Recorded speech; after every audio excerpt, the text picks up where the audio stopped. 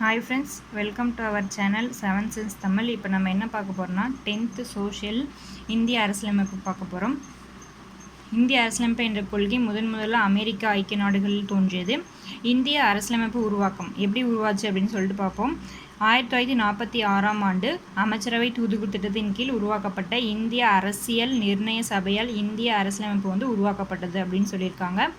இச்சபையில் 292 மாகாண பிரதிநிதிகள், அதாவது இந்திய அரசியல் நிர்ணய சபையில் 292 மாகாண பிரதிநிதிகள், 93 சுதேச அரசுகளின் நியமன உறுப்பினர்கள், பாலுஸ்தானில் சார்பில் ஒருவர், மாகாண முதன்மை ஆணையர்கள் சார்பில் 3 பேர் என மொத்தம் எத்தனை பேர் கலந்துக்கிட்டாங்கன்னா 389 உறுப்பினர்கள் இந்த சபையில் கலந்துக்கிட்டாங்கன்னு சொல்கிறாங்க. இந்திய அரசியல் நிர்ணய சபையின் முதல் கூட்டம் எப்போ நடைபெறுது அப்படின்னா 1946ஆம் ஆண்டு டிசம்பர் 9ஆம் நாள் நடைபெறுது. ஓகேவா? அந்த சபையுடைய கூட்டத்தொடர் தலைவராக தேர்ந்தெடுக்கப்பட்டவர் யாருன்னா சச்சிதானந்த சின்ஹா. அவர் அந்த தேர்ந்தெடுக்கப்பட்ட ஒரு நாள்லேயே அவர் இறந்துருவார். அதுக்கப்புறமேட்டுக்கு அவர் தலைவராக தேர்ந்தெடுக்கப்படுவார் யாருன்னா ராஜேந்திர பிரசாத் தேர்ந்தெடுக்கப்படுவார். துணைத் தலைவர் யார் அப்படின்னா HC முகர்ஜி, VT கிருஷ்ணமாச்சாரியார். இவங்க 2 பேர் தான் துணைத் தலைவர். இக்கூட்டம் எத்தனை நாள் நடைபெறுது அப்படின்னா 11 அமர்வுகளாக 166 நாட்கள் நடைபெறுது. இக்கூட்டத்தின் போது 2473 திருத்தங்கள் கொண்டு வரப்பட்டது. இந்த நிர்ணய சபை கூட்டத்தில் 2473 திருத்தங்கள் கொண்டு வரப்படுது. இந்திய அரசியலமைப்பு சட்ட வரைகுழு தலைவர் யார் அப்படின்னா டாக்டர் BR அம்பேத்கர். இவருடைய தலைமையில் தான் என்ன நடக்குது அப்படின்னா இந்த இந்திய அரசியலமைப்பு சட்டம் உருவாகுது.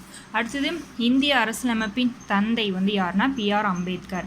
இறுதியாக முகவுரைகள் எவ்வளோ இருக்குது அப்படின்னா 22 பாகங்கள், 395 சட்டப்பிரிவுகள், 8 அட்டவணைகளை கொண்ட இந்திய அரசியலமைப்பு 1949ஆம் ஆண்டு நவம்பர் 26ஆம் தேதி தான் எழுதி முடிக்கிறாங்க. அன்னைக்கே அதை ஏற்றுக்கொண்டுட்டாங்க. அப்புறம் 1950 ஜனவரி 26 அன்னைக்கு தான் இந்த அரசியலமைப்பு நடைமுறைக்கு வருது. முகவுரை என்ற சொல்லுக்கு அரசியலமைப்பிற்கும் அறிமுகம் அல்லது முன்னுரை அப்படின்னு சொல்கிறாங்க. இது இந்திய அரசியலமைப்பு அடிப்படை கொள்கைகள், நோக்கங்கள், லட்சியங்களை உள்ளடக்கியது. இது பெரும் மதிப்புடன் அரசியலமைப்பின் திறவுகோல் அப்படின்னு சொல்கிறாங்க. முகவுரை என்னன்னு சொல்கிறாங்கன்னா அரசியலமைப்பின் திறவுகோல் அப்படின்றாங்க.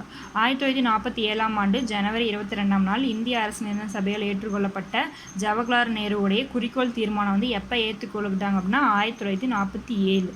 அப்போ தான் ஜவஹர்லால் நேருவுடைய குறிக்கோள் தீர்மானத்தை அடிப்படையில் இந்திய அரசியலமைப்பு முகவுரையில் சேர்த்துக்கிட்டாங்க. அப்போ தான் அதை ஏற்றுக்கொண்டுக்கிட்டாங்க. அடுத்தது முகவுரையானது 1976ஆம் ஆண்டு 42வது அரசியலமைப்பு சட்ட திருத்தப்பட்டது. அப்போ தான் முகவுரை ஃபஸ்ட்டு சட்ட திருத்தம் செய்கிறாங்க. அதன்படி சமதர்ம, சமய சார்பின்மை, ஒருமைப்பாடு போன்ற 3 புதிய சொற்கள் சேர்க்கப்பட்டன. அடுத்தது 3 புதிய சொற்கள் சேர்க்கப்பட்டன. இந்திய மக்களாகிய நாம்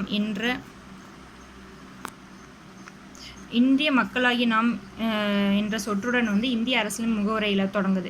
இந்திய அரசியல் முகவுரையில் என்ன தொடங்குது அப்படின்னா இந்திய மக்களாகிய நாம் அப்படின்னு சொல்லிட்டு தொடங்கும்.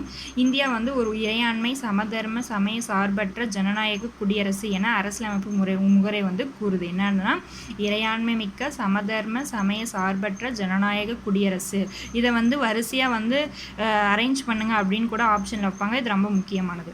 அடுத்தது குடியரசு அப்படின்றது என்னன்னா சிட்டிசன் என்ற சிவிஸ் லத்தீன் சொல் பொருள் ஆகும்.